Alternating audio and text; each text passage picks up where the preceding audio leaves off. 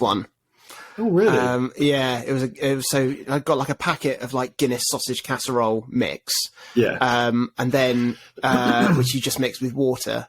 Instead of mixing it with water, guess what Sammy mixed it with? Beer. A pint of Guinness. There we go. Yeah. 0% Guinness as well. So it was, no risk. Yeah. No risk. I mean, how much alcohol actually lasts, though? Like, if you make a sauce using beer, I think it's basically nothing. It cooks off. Negligible. Yeah. Because I put some beer in a gravy the other day. It was very nice. I'm sure it was. Hello, and welcome to another episode of the O3C podcast, coming to you from O3C Games. I am Jonathan M. Dunn. The M stands for might not be that name. And I'm joined by Chris Dow. Boozy gravy. And we are chatting about video games and gravy. It's your announcement this time, isn't it? Yeah. Thank goodness. You know how this goes by now, but please don't skip. Have a listen anyway. Then pause in a moment of reverence to consider supporting the podcast in a new and improved way. You can pledge money to us via Patreon, patreon.com/O3C Games, or a one-off donation via our support page, o3c.games/support. Either avenue will get you admitted to the exclusive O3C Discord server and give you access to tons of additional content like full bonus episodes, exclusive deleted scenes and outtakes, and full video versions of these episodes, uncut, ad-free. Or if you are cash whippity-snippety poor, please do share the podcast on social media, follow us on social media at O3C Games, retweet us, leave us a podcast review, tell a friend, tell a foe, tell your mum.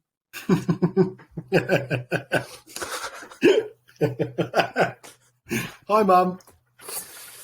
Oh, improper cadences is possibly my favourite avenue of comedy. Yeah. You do them a lot as well. I do. And every time I catch you out with one, makes me laugh. Twice as likely to do it the next time. They are funny. Which is why.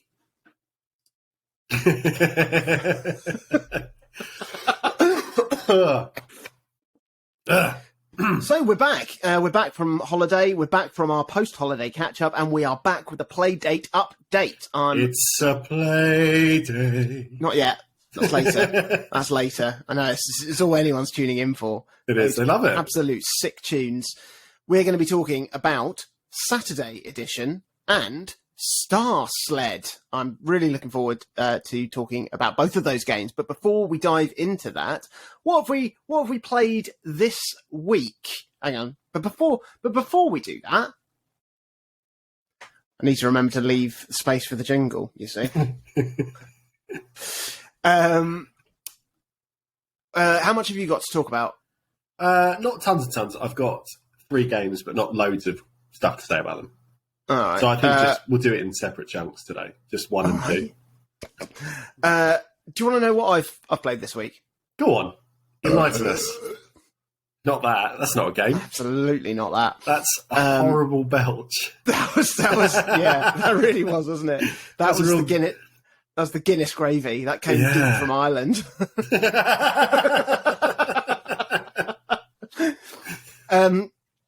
So I've had a bit of a busy work week owing to coming back from holiday. There's always the downside of being self-employed. No one does your work for you if you don't do it. Yeah. So I had a bit of a pile to make my way through. But I have continued playing Farmside, the Apple Arcade freemium-esque farming game. Yes. I am almost at the level cap now, but I've basically done all of the available missions for now. So I'm just checking in a couple of times a day to do the daily challenges, to get the last few drops of XP, to unlock the last couple of things. And it continues to be really, really nice. I've had a little look for some other similar games on Apple Arcade, and there's a game that I realised I hadn't ever given a proper go to, which is Cozy Grove. Oh, I've heard really quite positive things about that one. Me too. And I know that's like available on other platforms now. I think there's actually a physical edition for the Switch coming out very soon, so I'm sure you'll probably have it. You might be right. I think you might be right. You're saying that as somebody who didn't just pre-order it, I'm sure. I don't own it yet. I was just thinking. No. I thought maybe Super Rare would put it out because I keep up to date with their sets, but no, I don't. I don't have it at the moment. So yeah, I think I might give that a sustained look when I've wrapped up Farmside for now. The only other thing I've played, well, I say the only other thing, another thing I've played a little bit of is Pokemon Violet. Again. Oh, you're back on the old Pokies? I'm back on that because it had a couple of updates in light of the recent Pokemon Presents announcements. There were several things announced in that, including additional support and features and seasons and shit coming for Pokemon Unite, Pokemon Go, Pokemon Cafe, the announcement of Pokemon Sleep to capitalise on the unconscious Pokemon fans. The ludicrously named new peripheral, the Pokemon Go Plus. But also there was DLC confirmed for Scarlet and Violet, which we all assumed was coming, and it's being rolled out in exactly the same way as it was for Sword and Shield, with 2 main DLCs coming spaced over the next year, with new areas to explore, new Pokemon, lots of returning old Pokemon, and new implausibly epic stakes on the line to be handled by a child. That's the Pokemon way. That's the one. I'm hoping that because the new areas are going to be, they're sort of self-contained and obviously a lot smaller than the entire of the Scarlet and Violet world, it might mean that they've got the chance to get the performance issues ironed out a bit for them, maybe. Apparently they are continuing to patch and improve it, although diving back in to the game after a few of these updates, I must admit, I can't see an improved gaming experience. No, I watched a YouTube video the other day where someone was basically testing patch by patch in a kind of back-end sort of way, like basically extracting the files, looking at where the differences are, what's been changed, what's been updated, and the answer is fuck all.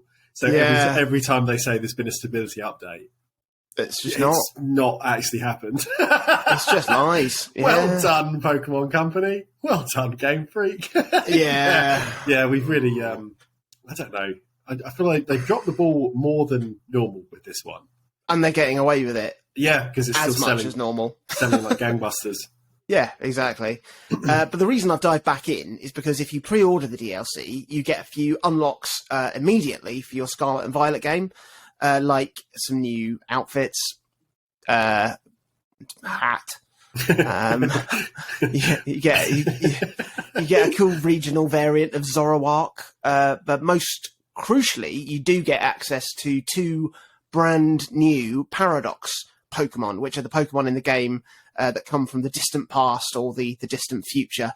So there's a futuristic version of the legendary Pokemon Virizion called Iron Leaves, and an ancient version of the legendary Pokemon Suicune called Walking Wake, which is insanely cool.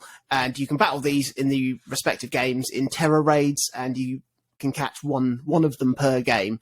And the good thing with the online Terra Raid system is you can find Terra Raids to play on the other game than what you might have. So it's fairly easy to find a way to get both of these without, having both copies of the game.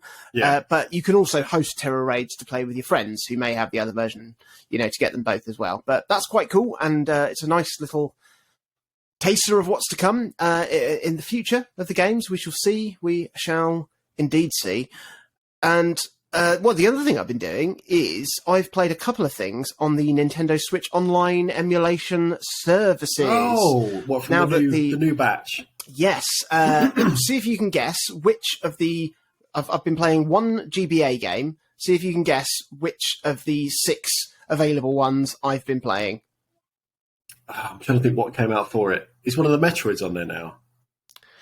No, Metroid Fusion is going to be coming soon, and you can bet your ass I'll be playing that as soon as I possibly can. Okay, Minish Cap, that's on there, isn't it? Minish Cap is on there, yeah. No, I did start playing it, but I wanted something that I could just sort of get into a bit more immediately.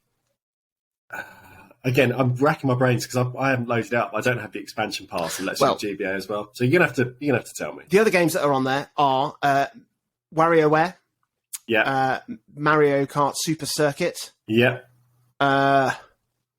something else. I think you've been playing something else. Super Mario Advance 4, Super Mario Brothers 3, Yeah. if you wanted to play that instead of playing that same version on the SNES emulation services on Super Mario All-Stars. But the actual game I have been playing is, of course, Kururin. Oh, shit. I forgot that was in the trailer in the first place. Yeah. And that's a game I never actually owned, but I always just loved the idea of it. And it's absolutely fine. It's really decent. It is. It's a decent game. It's really decent. Yeah. I did play... Did you see that game Limousine that came out a few years back, an indie game? It was basically exactly the same concept, but you were a constantly rotating limousine. It's not called Limousine. It's called something else. Oh, you're right. It is. It is. Wait. I think I've made this mistake on air before. Well, we can cut all this. Do it. I think it's called. Is it Runabout Or Roundabout? Roundabout. No. I think. What's it called? Limousine I want to get it rotating right game. because I've got a good story about it. Is Roundabout? Yeah. Okay. It's. Did you ever play that game Roundabout? The one where you're playing like it's exactly the same concept as Kururin, but it's this ever rotating limousine. It's really good. I played that quite a lot. It was one of the only games I played on the Xbox One when I had that console. I don't know why I bought it there. Great use of the system. I broke the game and it deleted my save by just... I was just playing normally. I didn't do anything particular. But when it broke, I messaged the developers and said, have I lost all my progress then? And they apologised and they sent me a T-shirt. So that's nice. For a while, I had a nice roundabout baseball-style tee. And then I outgrew it because I'm a big fat man. And then it went to charity. So I don't have it anymore. I've also been playing a SNES game. Any guesses? On the SNES. Metroid? I did have a bit of a bash at the special edition of Super Metroid. Yeah. Because there's these like special editions of the games with like different rules and stuff. And that allows you to start the game with 100% of your upgrades. Which is really fun. But no, I've actually been playing Donkey Kong Country, which continues to be utterly phenomenal. And I quite fancy just playing through all three of those because I don't think I've ever actually played 2 and 3. I've played Donkey Kong Land 2 and 3, which are the original Game Boy sort of scaled down versions of those. I borrowed them off you, I remember, on those banana yellow carts. They're good. They're really good. So yeah, I'm looking forward to playing through those. It's just nice and easy, especially with the rewind function. It just takes the edge off a little bit. Bloody cheater. Minecraft. What is I'm not made of time. It must make something like, what's the minecart stage called? The one everyone hated. Oh, yeah, that one. Minecart Mayhem? I don't know. Minecart Mania. Minecart. It would probably make something like that pretty trivial if you can rewind every jump. Basically, but I can't talk because I was saying recently, wasn't I, about Forza Horizon, how much I appreciated not having to drive into the wall, just doing it again until I got it right. Exactly. So, lips are zipped. Shut up, Chris. But that's been it, really. I haven't found time to make a decent start on Octopath Traveler 2 yet because I really want to find time to properly settle in for like the big screen experience, rather than playing it handheld with the volume down. Yeah. Which I'll be fine to do a little bit of that now and again once I've made a proper start. But I really want to hear the epic music and voice acting, to start at least that adventure. But maybe I'll find more time next week to do that. What have you played this week, Chris? I've played more Theatre Rhythm, naturally. Of course. That's more. Now, depending on the day and the mood, and most importantly, the audience, I'll either play through a few sequential stages in a session, or I might be trying to grind all critical perfect clears on some of the easier tracks, because I find that really enjoyable. But audience there is the big thing, because I'm hyper-conscious when I play games like this as to how whatever's on the screen, whatever noises I'm making might affect Georgia sat in the same room, on a phone, on a laptop, busying herself with whatever stuff. Like, does she want to hear me continually restart the same song again and again and again every time I'm graded great rather than perfect on a single note? Don't think so. No. I'm really confident. And so if I am playing on the TV, I usually use it as an excuse to explore a bit more of the library, or sometimes I'll even move to just play with headphones on the handheld to break things up for both me and her. It's still really good, though. My in-game profile now says I played it for 22 hours. So I'm trucking along pretty nicely, and I'm having a very good time. There's 2 other games I've given a small bit of time to this week. Yeah, go on.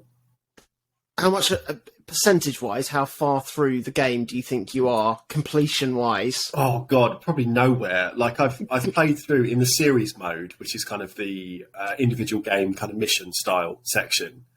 I've done maybe 6 or 7 of the game's titles, and I think there's 30. Jesus. Aside from that, I have now got perfect grades on 30 or 40 songs on the easiest difficulty. So that's taken quite a lot of just back and forth grinding on those as well. But what's that, like 5%? Maybe. How long to beat? Reckon 61 hours to complete it. And I think that's bullshit. Well, I suppose it depends what you're calling a completion as well. You could, if you're just aiming to beat all of the series mode, I'd say that might take you close to that. If you're attempting to do anything else, like I mentioned the other week, in terms of maximising scores or unlocking all these bits and bobs, I think it'll be quite a lot longer. Well, keep us posted. I will. I'll be playing it for a while, so yeah. I definitely will. There's 2 other games I've given a small bit of time to this week as well. Tell me what. One is a reasonably crisp game called Road Redemption, and one is a reasonably uncrisp game, which is the Square Enix farming action RPG called Harvestella. Yeah.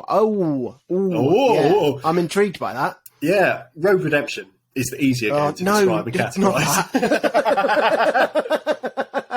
It's basically a motorbike racing game which very clearly wishes to be a homage or a throwback to Road Rash. The big difference here from the Mega Drive originals is that instead of racing across stages in a traditional series, now each race is part of like a roguelite run. So in a stage, maybe you're trying to win a race, maybe you're trying to kill a certain number of rivals, maybe you're just trying to survive the course against like an onslaught of aggressive riders and stage events like car crashes or storms that chuck debris in your way. And then if you succeed, you get some cash to strengthen your character for that run. And then at the end of your run, you will have accrued XP that lets you buy some permanent upgrades to make it easier next time round. So it's pretty simple roguelite fare. It's a few years old now. I started playing on the Switch because I found a reasonably rare physical copy in a branch of CEX and I had some spare credit. But the performance is pretty ropey on the Switch. And so I migrated to play on the Steam Deck, as lo and behold, I already own the game from sales past. What a surprise. What a shocker. If Theatre Rhythm is a game Georgia may not always want on the TV, she actually seems to quite enjoy watching the ultra-violence of Road Redemption. She lets out like a little chuckle every time someone's head is just knocked off. And that's quite sweet in a disturbing way. she's having a good time. It is a simple game, though. There's not a huge amount to say about it, to be honest. I like the core concept. Like I said, it's even a bit ropey on the PC or chunkier consoles, but it definitely has a raffish charm because it's going for a sort of Fury Road style audiovisual dressing. So it's got kind of Australian voice actors, or certainly like actors pretending to be Australian. And it's got kind of that post-apocalyptic kind of look and deserty landscapes or whatever. Controls do take a bit of work to get used to because you're accelerating and braking with the triggers, you're steering and aiming with the analogs, you're managing weaponry with your D-pad, you're using all 4 of the face buttons to further direct attacks. But it's also really addictive once you've got the basics down.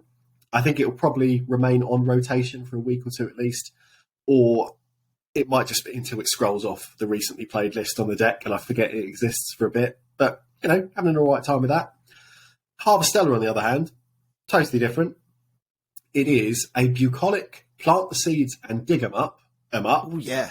On certain in-game days, and a dungeon crawling beat 'em up on others. You know, fantastic. I saw a couple of people I follow on Twitter really raving about it around release late last year. So I had wanted to give it a go, and it recently dropped in price by about 50% on Amazon. So I thought, oh, you know, I'll see what it's like. And is it only on Switch? I think so. It's another game that would benefit being on probably slightly more powerful hardware, but it's nice enough on the Switch. I'm not hooked yet, but I think that likely has more to do with having such limited time to actually sit down and get into it, like you were just saying with Octopath. Yeah. As I'm still largely at the point where there's a lot of unvoiced cutscenes explaining character motivations, and then there's hundreds of pop-up tutorials around how to water your crops and how you align weapon skills with character classes and all that sort of bobbins that just takes time to get through until you're given a bit more autonomy. I'm looking forward to the bit where I can just say, isn't growing carrots fun? Because, you know, when I was playing Farm Together on the Switch, that was literally just a farming game. but I had a lot of fun. It's on Steam. Oh, okay. I might buy that then. Anyway. Or, I might get to a point where I say, isn't this variety enticing? Like it was when I played Forager endlessly for weeks on end. Yeah. Because it's got a bit of that you are growing stuff, you're cultivating stuff whilst also heading out into like sort of dungeon areas and things like that. Mm. Hopefully I'll get a little window of time soon to see whether it's something for me, like Yonder. But at the moment, I guess the jury is still out. But still, an interesting game, I think. It seems to be Rune Factory if it were a bit more streamlined in some ways and a bit more interesting in others. At least judging by what Minty said about that game when he was playing it. Yeah. I wonder. I'm just having a look, see if there are any codes for it. How much is it on the store at the moment? 50. I have a feeling Square Enix had a sale not that long ago, and I bet it was cheaper. Yeah, probably. I'll put it on my wish list now anyway. So yeah, I'll keep an eye out for that because I would like to play that. It's a Playdate. It's a Playdate.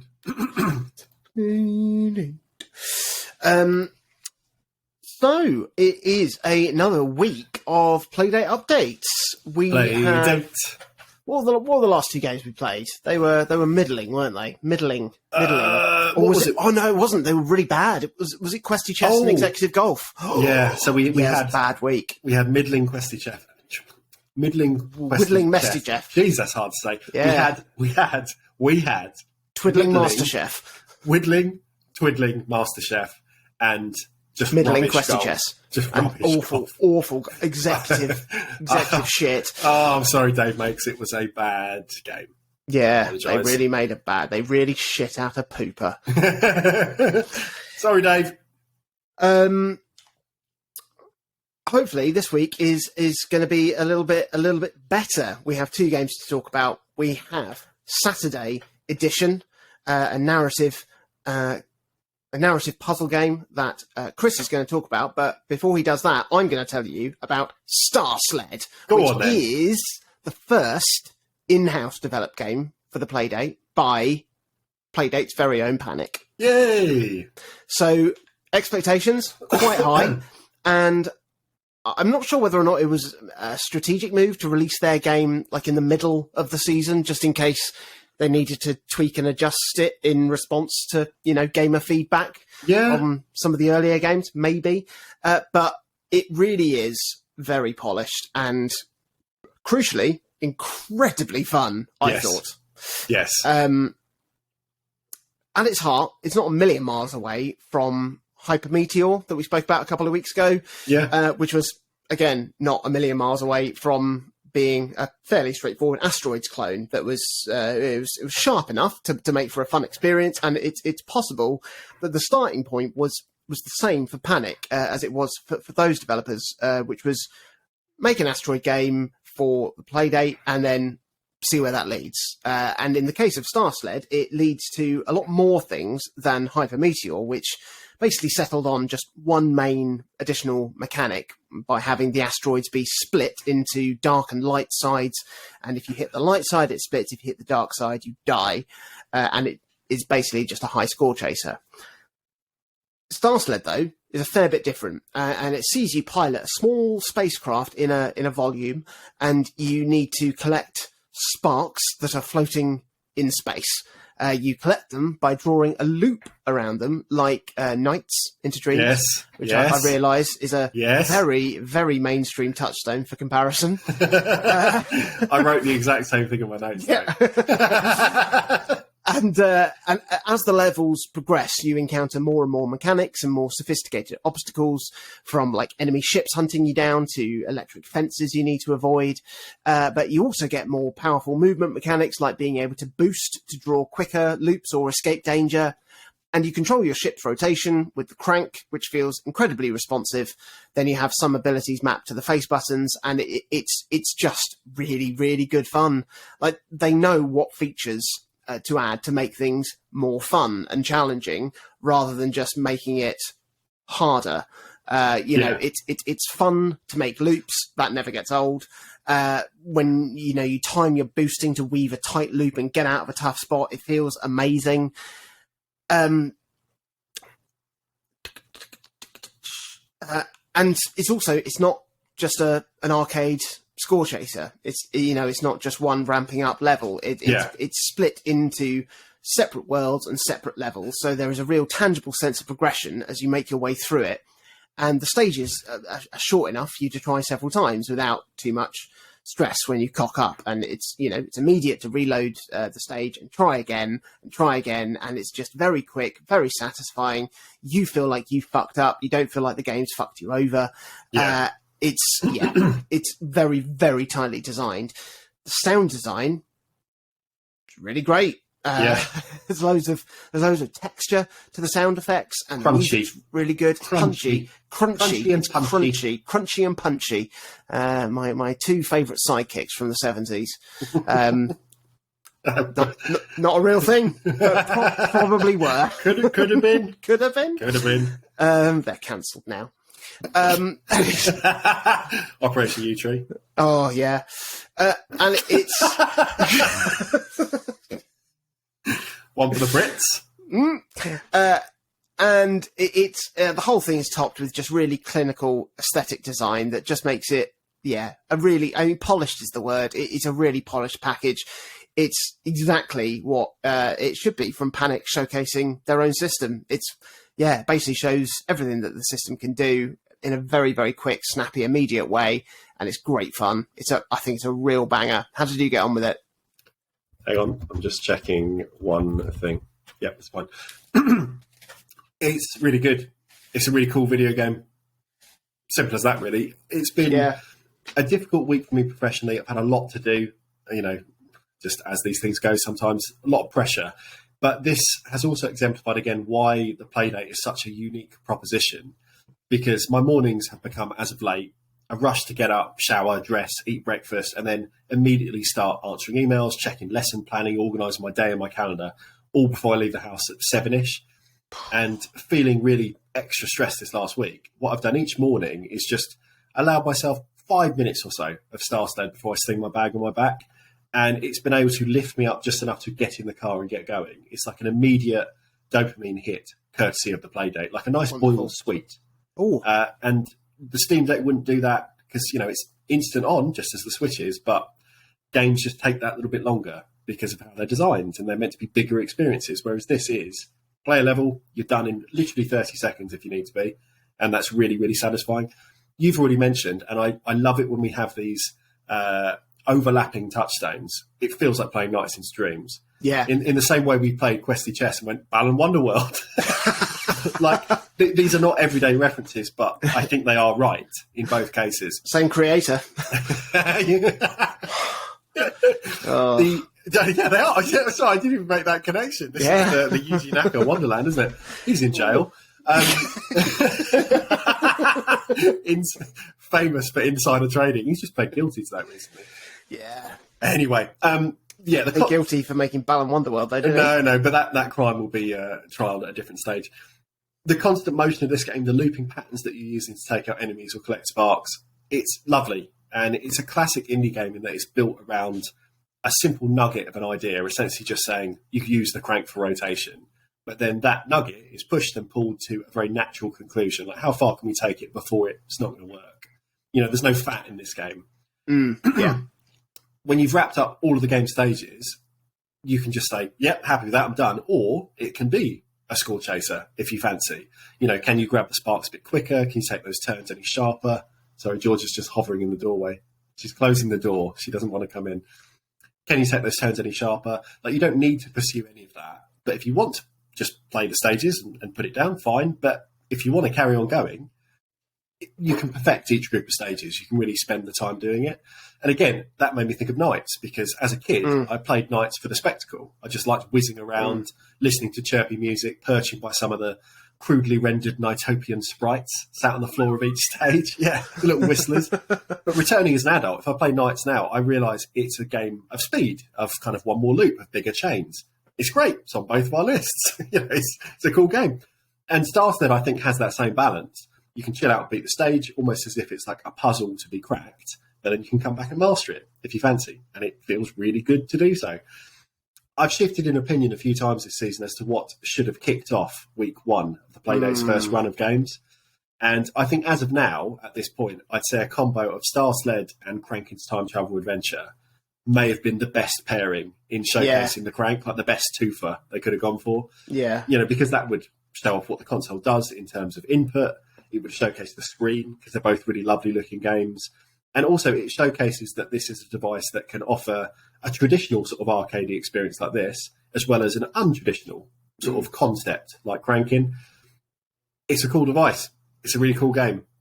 I like it a lot. Great game. It's like, for me, I've said before, I don't like score chasers because I'm not interested in score chasing. So basically what I'm doing is playing a game that only has one level. Yeah.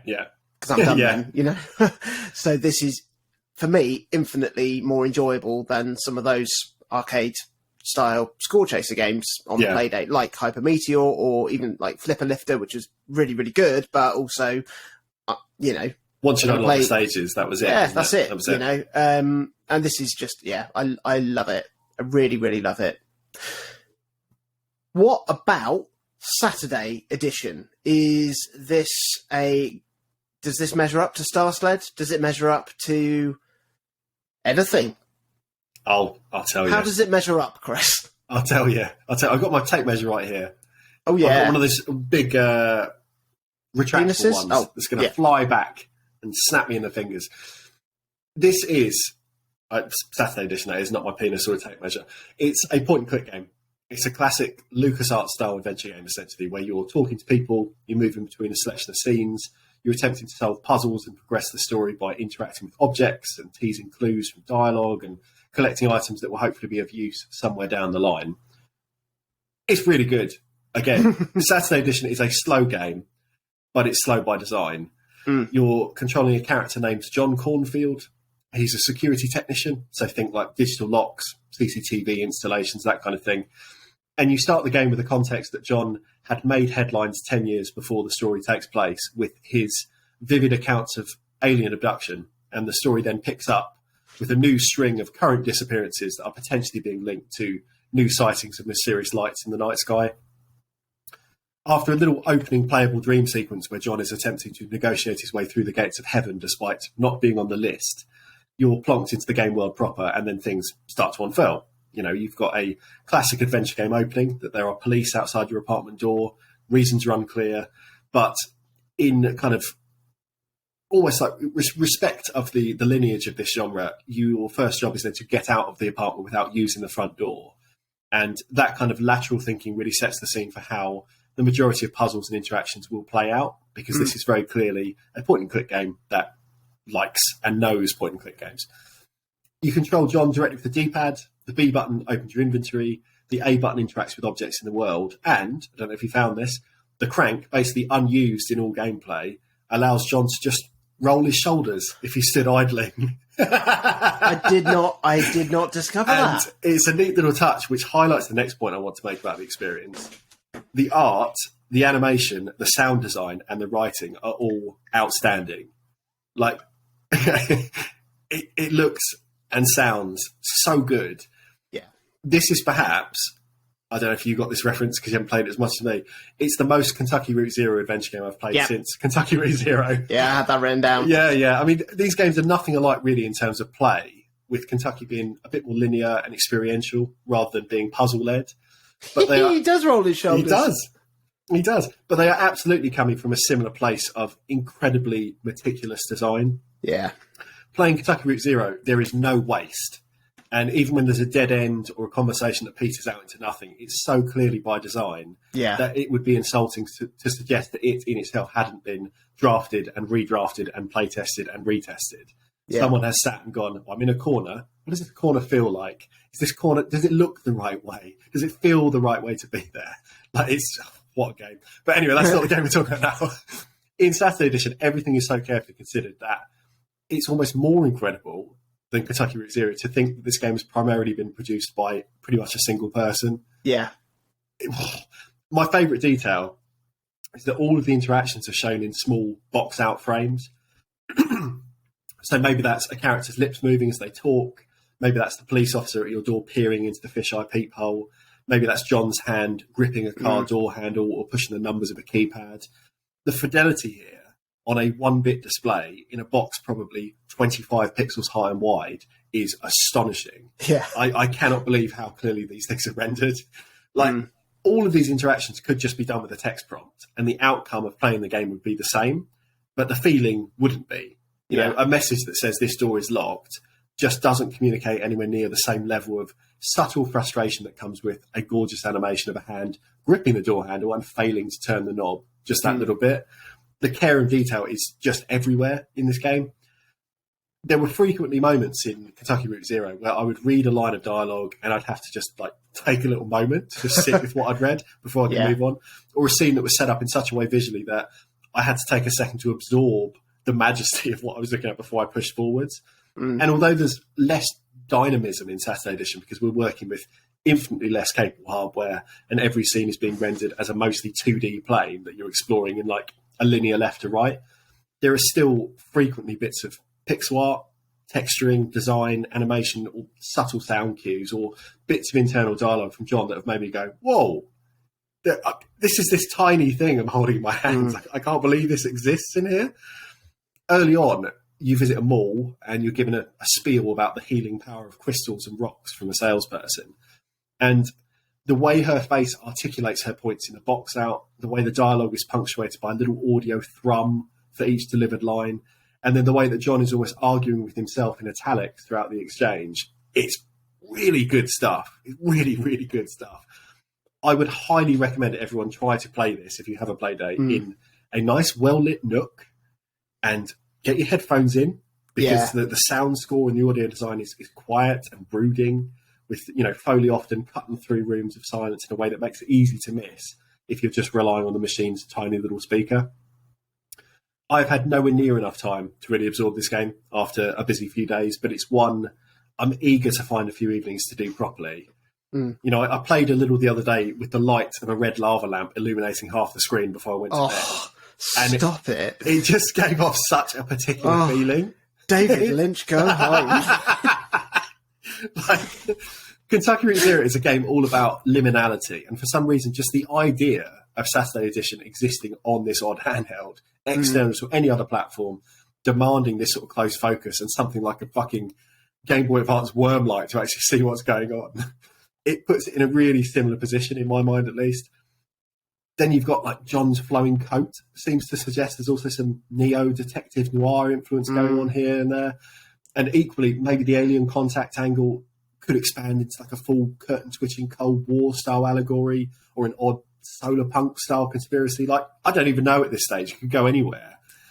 Basically, there's just a tremendous amount going on here. It's a layered onion of a game.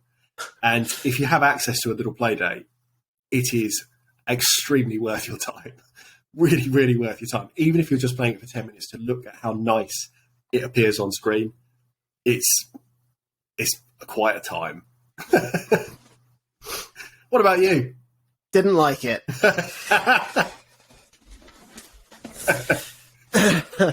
No, I wrote three main things: outstanding pixel art, incredibly immersive sound design, extraordinarily well-written dialogue. Yeah, there you go. That's it. You know, I mean, you're absolutely right about the little visual details. It's ridiculous how much they can convey with so little. Like the consideration that has literally gone into the placement of every single pixel, because every single pixel has a job to do. Like one pixel out of place and all of a sudden it's just okay, that wasn't quite right. It is, and I genuinely think it's some of the best sound design I've ever heard in a game. It's like I can't get and I can't quite figure out why all of these extraordinarily ordinary sounds are so compelling. They're sounds that I hear every day, but it's the combination of it, it's the mixing of it, it's the layering of it, it's the combination of that with the extraordinary mood established by the writing that just makes it, I mean, it literally, I mean, you couldn't get a more lo-fi way of interacting with a story. Yeah. You know, yet I felt as immersed in it as I have done with anything else. It was like everything else dropped away. I was just in this world and just absolutely being compelled by every single detail in it. Like it's another example of how important it is to get the writing right in a game, especially when you're relying on so few high-tech elements on the Lost your Playdate. marbles! You know, we've seen like a game like Lost Your Marbles, which really relies on good writing, just fail. And we've seen, you know, other games where the writing is fine, it functions, but then you get games like this, you get games like Bloom, where you go, okay, there's no excuse why the writing, you know, what there's no excuse why no, hang on a minute. So if there is an excuse, it's because these brilliant writers didn't write those other games. And some people are thick. You know, there's no excuse for, if you're making a game that relies on text and it's such an important element, why you don't get it this right. You have to get it right. You have to get it right. And when it does, like you said, those layering moments of dialogue when you're hearing his thoughts coupled with the conversations, it's I think it's a masterpiece. And I'm almost at the end of the game. I won't say anything. Don't spoil it because I've got a way to go. And yeah, it's easily jostling for number one on the Playdate for me. I can't believe it's easily top three right now with Bloom and Zipper for me. Yeah, I can't believe Zipper is another example of a level of showboating almost. You know, because no one in picking up the Playdate for the first time, I think, expects this kind of experience. Like, there's almost too much. If you were to just describe this, if no one had ever held a Playdate before, if you'd just seen a screen that said it's black and white, it's 1 bit, it's got 2 buttons and a crank, you'd be like, that's not a game for this console. Same with Zipper. You know, to be honest, because of the fidelity of the animation, same with the cranking. Like, all of these things, you'd just be like, it's not going to work. It's not going to work on this machine. And yet these developers, and incredibly small teams, a lot of these times, like one person and a sound artist. Or in the case of Zipper, one person. One. You're just like, stop it. Stop showing off. Stop showing off. But please don't.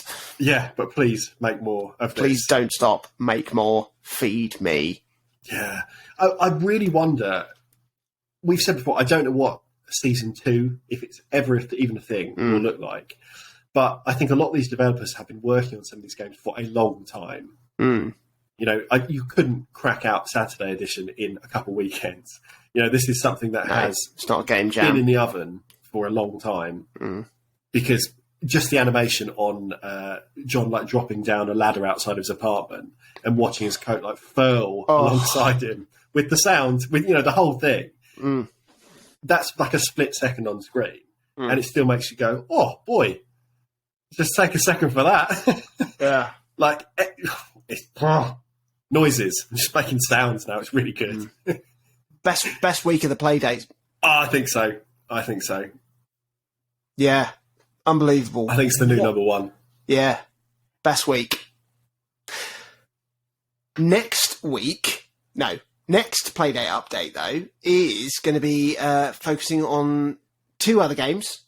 One of which is Spellcorked, which, from the looks of it, is the very first game from a team of developers who made it, and also Inventory Hero, which is another Panic-developed game, and I'm really looking forward to trying both of these. I do know a little bit about Inventory Hero, and it sounds really innovative, so that should be, another good week, hopefully.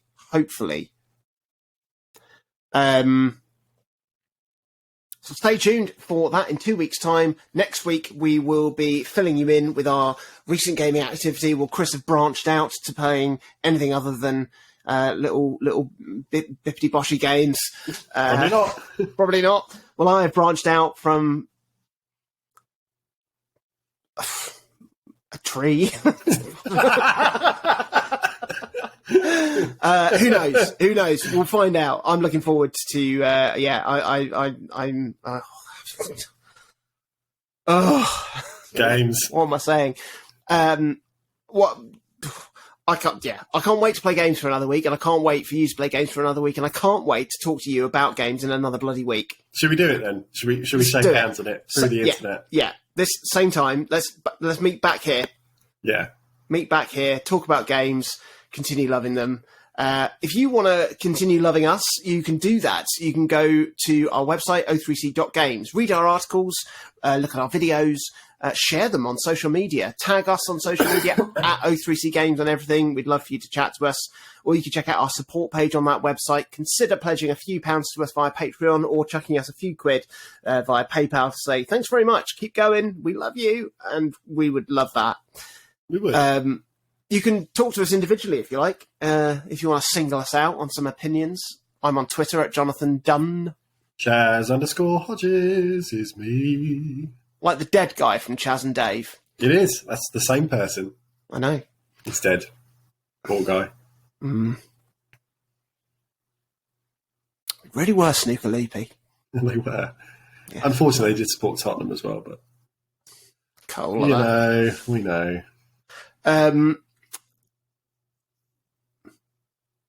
Bye. Bye. I'm going to put all of that in.